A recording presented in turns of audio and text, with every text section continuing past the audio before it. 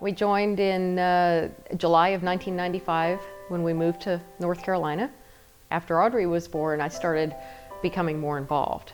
Initially, mobile meals, and I continue to do that. And Bob Fogelman and I have been serving together the entire time, and it's been wonderful. We've become very good friends.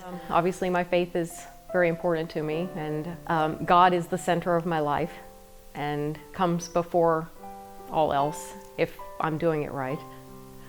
God has provided everything that I have, and I recognize that, and I want to thank God for everything that I have. And the way I do that is by serving Him. Most recently, Stephen Ministry. I went through the training. It was pretty intense. They take a lay person and become a lay minister. My care receiver has a disease called multiple systems atrophy. This is a very rare, progressive, degenerative neurological disease. It affects the brain and thus the entire body. We are on a spiritual journey together.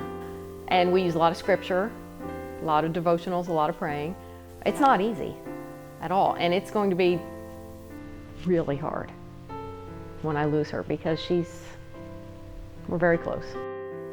There are countless people in this church that I consider my friends and family.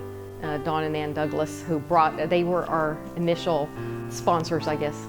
I always have said when I grow up I want to be Eileen Douglas, as so many of us have. Teresa Brutzman is like my North Carolina sister.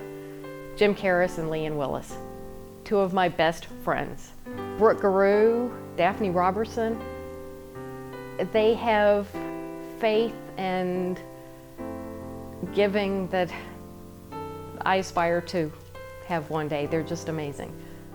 I see God working through the people in this church. He brought people from, not just from church, but I'm speaking specifically about church members now, who are already in my life, but in the forefront when I needed it. I specifically think of Elizabeth Davis, who was there when I needed her and checked on me, and I could unburden myself to her.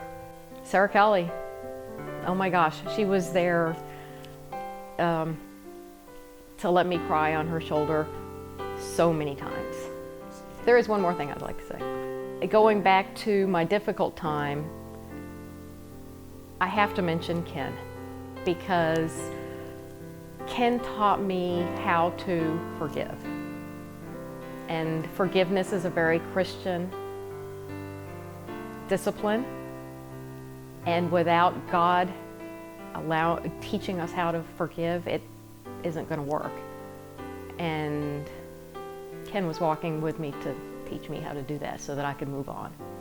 So I'm forever grateful to all of you. I am Maria Puschinsky, and I am the body of Christ.